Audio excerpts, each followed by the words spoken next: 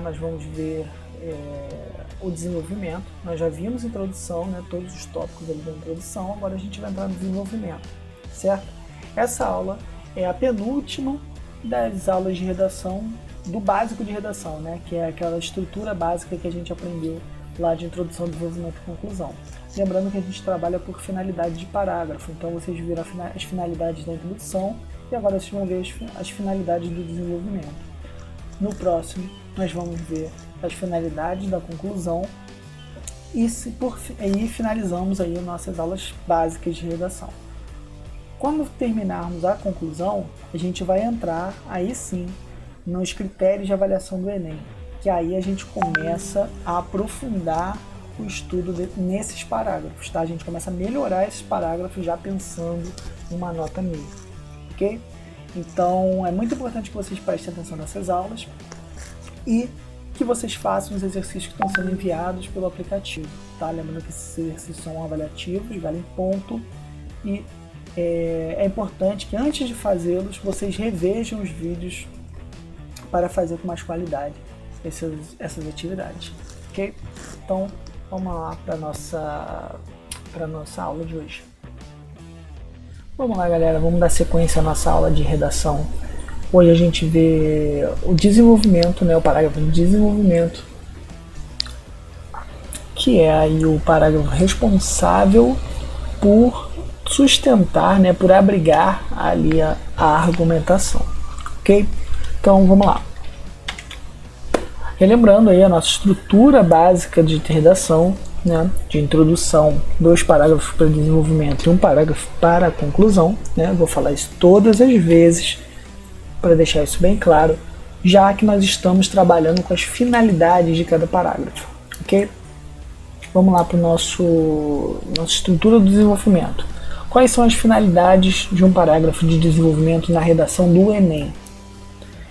Estou falando da redação do Enem porque a gente pega essas finalidades aqui relacionadas diretamente à forma como a redação vai ser corrigida. Obviamente existem várias formas de se construir um parágrafo de desenvolvimento, de um parágrafo de conclusão, de introdução, porém a gente está focado aqui na prova do Enem, certo?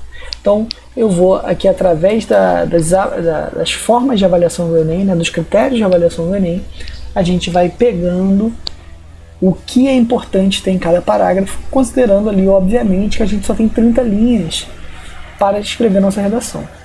Então, o que é importante nesse parágrafo? A primeira coisa é retomar o argumento, porque é ali que mostra o seu projeto de texto, ok? Quando você retoma o argumento que foi citado lá na introdução, deixa claro que aquele texto ele foi pensado, que ele foi planejado. Então, é importante você já marcar isso ali no primeiro período do seu desenvolvimento. Segunda coisa importante no seu parágrafo de desenvolvimento, você vai comprovar esse seu argumento. Como que você pode comprovar esse argumento? De várias formas. A gente vai ter uma aula só para argumentação, tá? Mas a princípio é importante vocês entenderem que uma forma muito proveitosa no vestibular da UERJ, no vestibular do Enem, né, na prova do Enem, na redação do Enem, é justamente você utilizar já um repertório sociocultural ali também para dar base à sua argumentação. Por exemplo, você traz lá um argumento sobre violência contra a mulher. Na sua comprovação você traz um dado, uma notícia, um exemplo de algum filme ou uma alusão histórica sobre violência doméstica, por exemplo.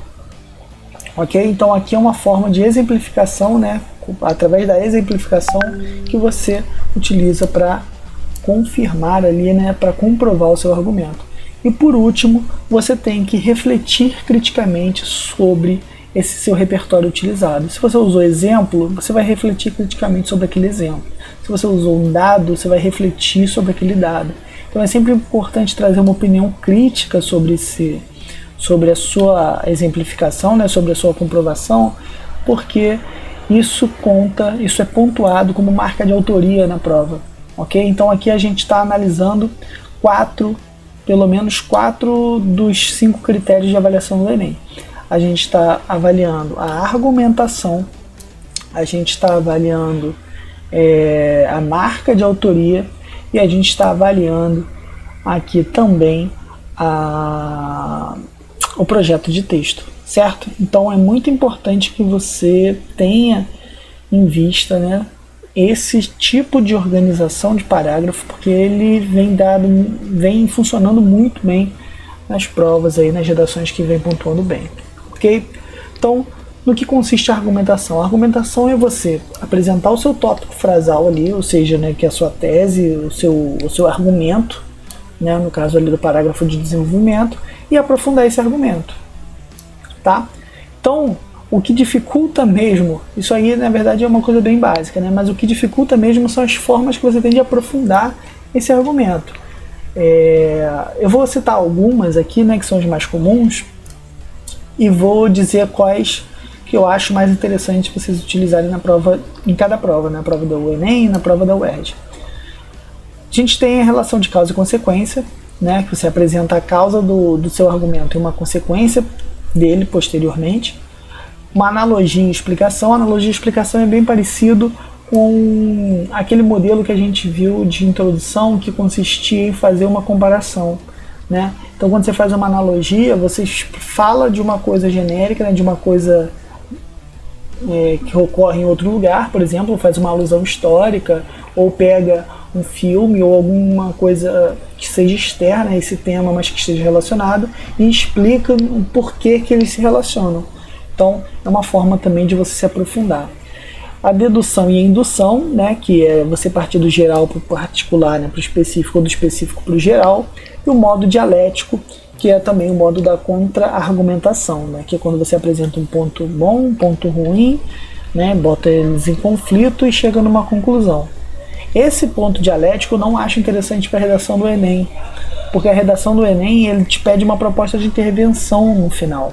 Então, se você discute aspecto positivo e aspecto negativo, pode ser que você se confunda na hora de fazer uma proposta de intervenção. Porém, para a prova da UERJ, talvez o método dialético seja o mais aconselhado, tá? Nós vamos ter uma aula só sobre argumentação, onde eu vou detalhar cada um desses modelos aqui, tá? Cada uma dessas formas de aprofundamento de argumentação. Hoje a gente vai focar especificamente na construção desse parágrafo de desenvolvimento. Eu quero que vocês entendam como que ele funciona e como que ele é pontuado, tá bom? Então vamos lá para os exemplos. Então aqui um parágrafo de introdução que nós já trouxemos numa aula anterior, né? A gente já viu esse parágrafo de introdução outras vezes, mas eu trouxe ele de volta justamente para mostrar como é que funciona essa retomada de argumento, tá? Como que esse argumento ele é retomado no corpo do texto. Então vamos dar uma olhada aqui, ó. O filme Cine Hollywood narra a chegada da primeira sala de cinema na cidade de Crato, interior do Ceará. Na obra, os moradores do até então vilarejo nordestino têm suas vidas modificadas pela modernidade que naquele contexto se traduzia na exibição de obras cinematográficas. Aqui eu tenho uma contextualização do tema, né? De maneira análoga à história fictícia, a questão da democratização do acesso ao cinema no Brasil ainda enfrenta problemas no que diz respeito à exclusão da parcela socialmente vulnerável da sociedade. Então, tem uma afirmação crítica aqui, que é a minha tese, né, de que o cinema ele não é democrático. E por fim, como a gente viu no parágrafo de introdução, a gente tem o encaminhamento dos argumentos. Assim, é lícito afirmar que a postura do Estado em relação à cultura e a negligência de parte das empresas que trabalham com a sétima arte contribuem para a perpetuação desse cenário negativo. O que é importante nesse parágrafo de introdução? Eu vou observar quais são os argumentos que serão trabalhados, né, e aprofundados no desenvolvimento. Então, quando eu leio um parágrafo de introdução desse modo, eu já busco no parágrafo a seguir informações, né, argumentação sobre a postura do Estado em relação à cultura. Então é isso que eu vou procurar no parágrafo a seguir. Então vamos dar uma olhada nesse parágrafo. Em primeiro plano, evidencia-se por parte do Estado a ausência de políticas públicas suficientemente efetivas para democratizar o acesso ao cinema no país. Ou seja, aqui ele já mostra que ele está falando justamente desse ponto, que é a postura do Estado em relação à cultura. Qual é a postura do Estado que ele está se referindo, né? Ele fez um resumo lá em cima, né? Disse do que ele ia falar e agora ele está se aprofundando, ó. Parte do Estado, a ausência de políticas públicas suficientemente efetivas para democratizar o acesso ao cinema no país. Ponto. Então aqui ele trouxe a apresentação do tema. Agora eu vou ver o aprofundamento. Como é que ele faz esse aprofundamento?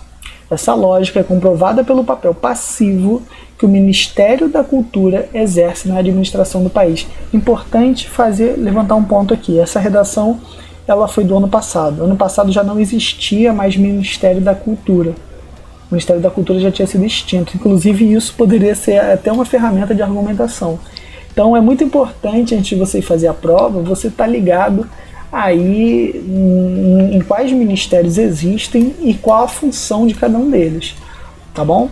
Então não perder o ponto, né? Porque não é esse o propósito da redação, né? Descontar ponto desse elemento exclusivamente, né? Mas é um dado importante que mostraria aí para o seu avaliador que você está ligado no que está acontecendo de atual no Brasil e no mundo.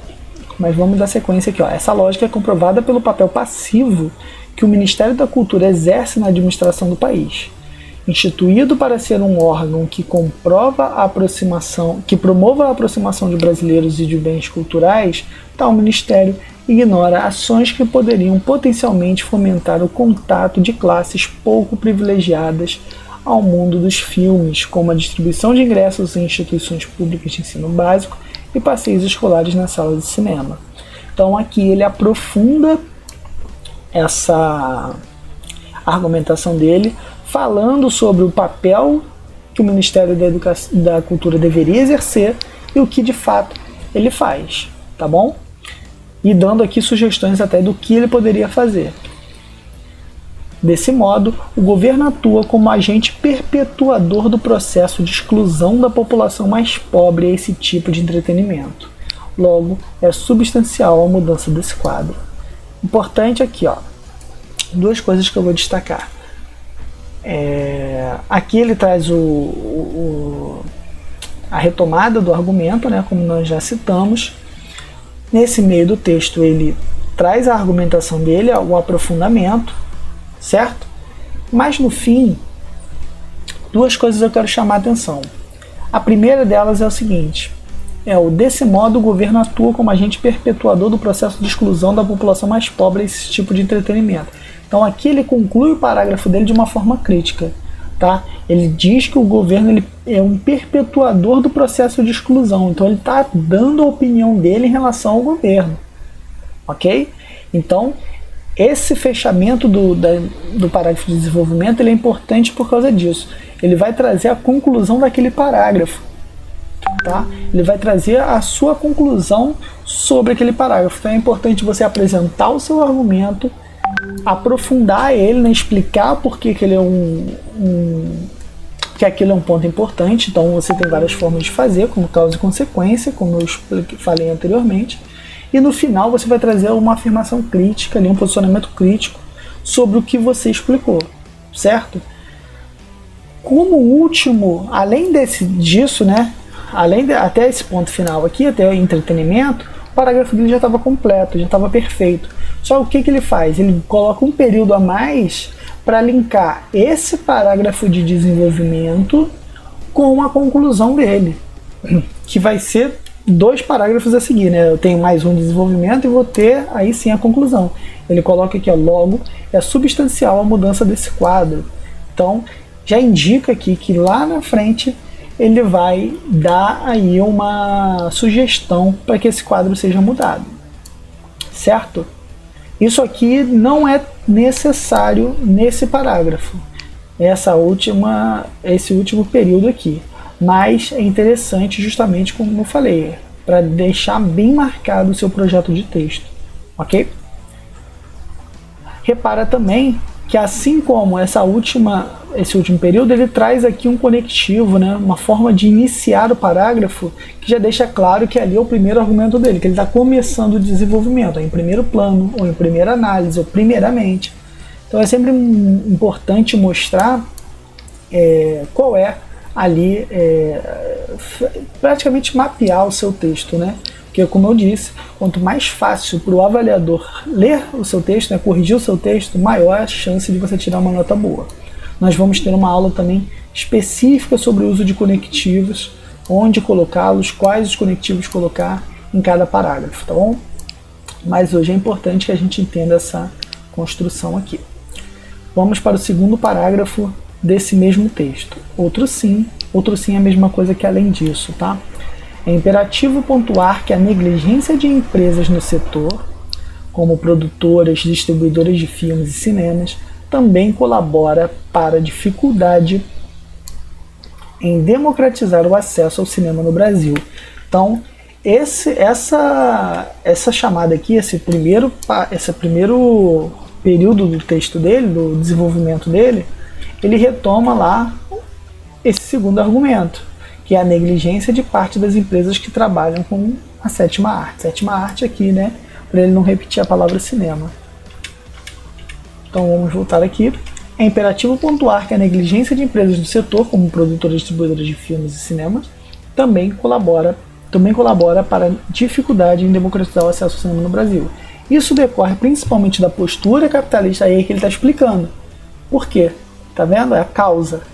Postura capitalista de grande parte do empresariado desse segmento que prioriza os ganhos financeiros em detrimento do impacto cultural que o cinema pode exercer sobre uma comunidade. Então ele traz a causa aqui da negligência das empresas no setor.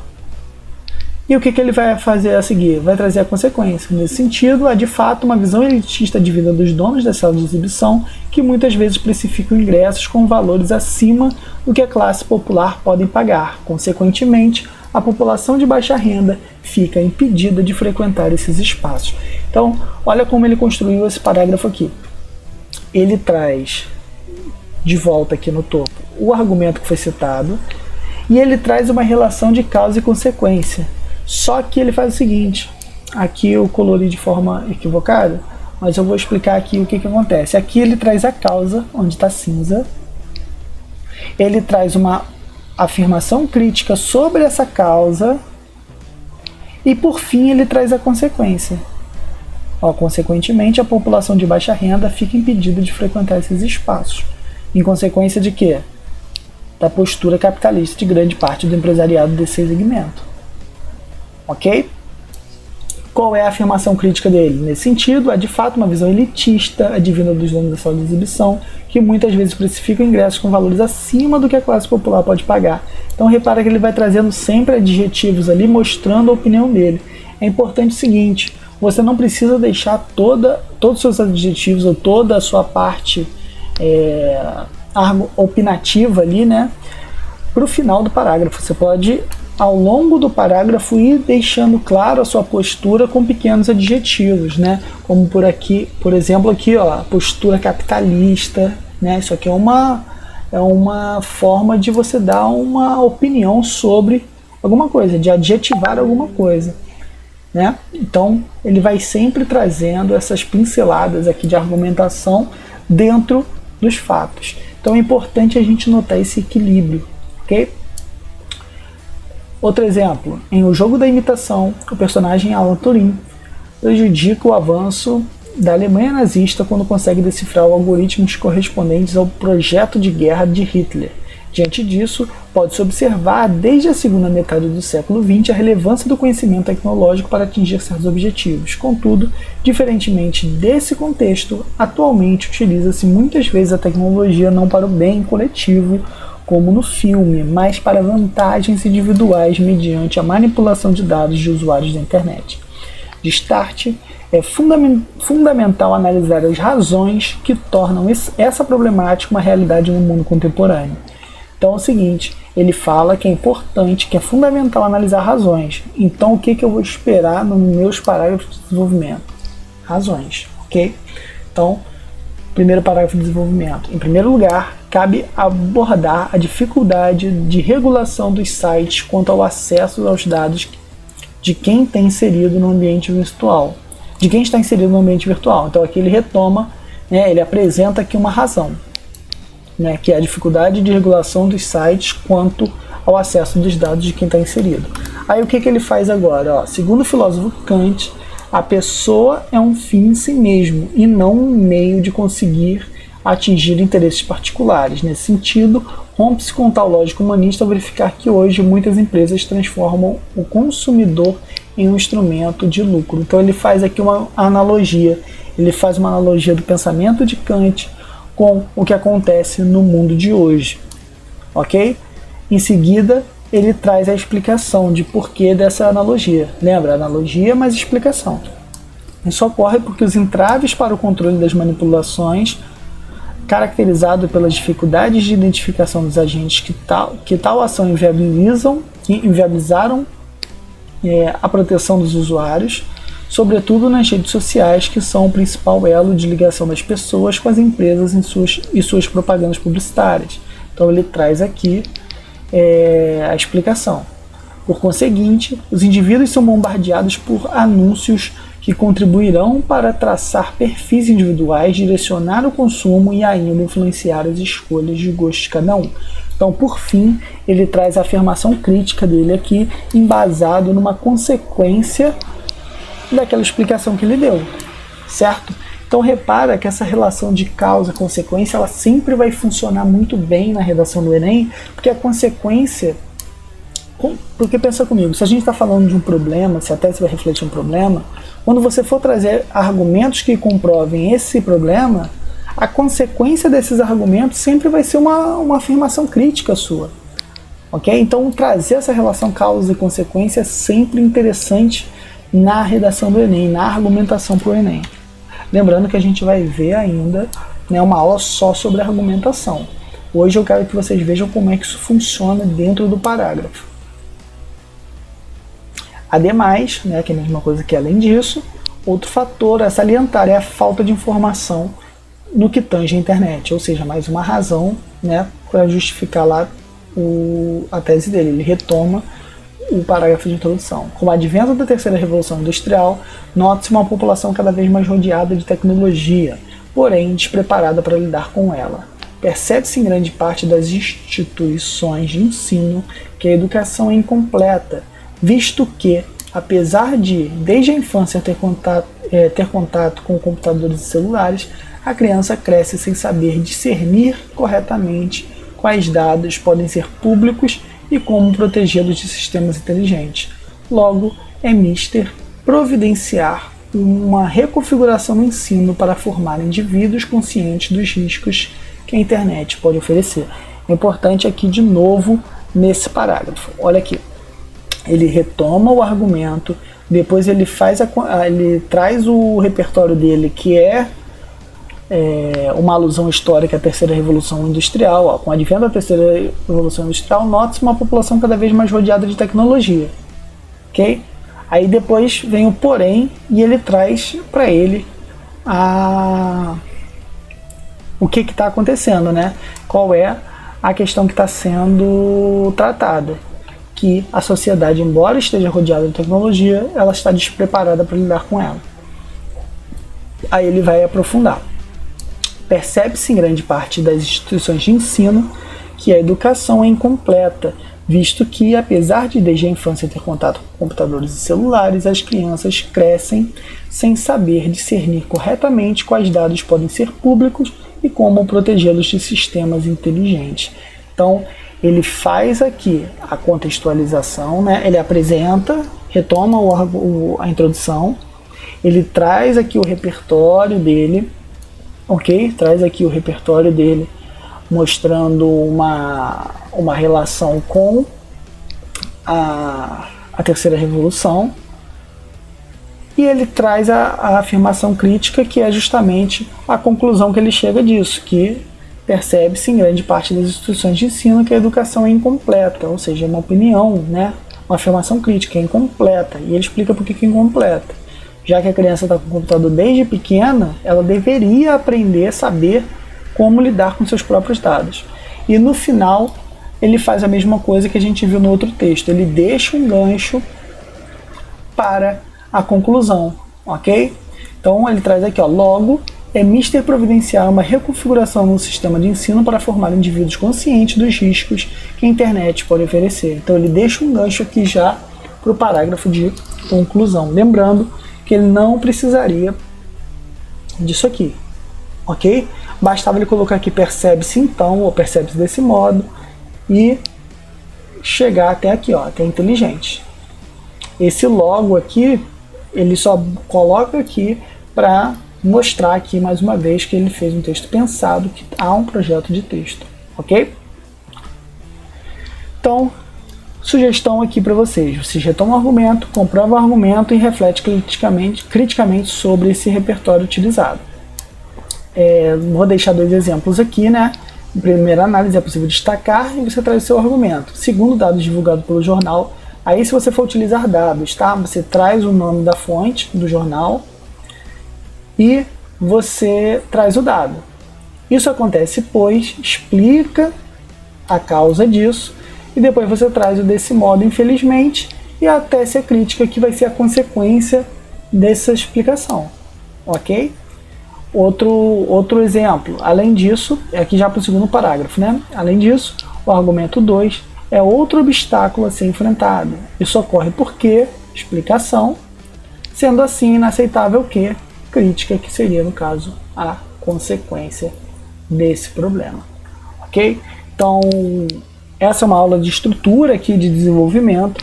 Nas próximas aulas a gente vai retomar, obviamente, a argumentação, trabalhar mais sobre a argumentação, mas por hora é importante que a gente entenda a estrutura do texto como um todo, ok? Depois a gente vai pegando as particularidades de cada finalidade daquela ali para se aprofundar, certo? Então na aula que vem a gente vai ver a conclusão, como que a conclusão funciona no Enem e como que a conclusão funciona no texto dissertativo no geral, ok? Então é isso por hoje, até a próxima aula.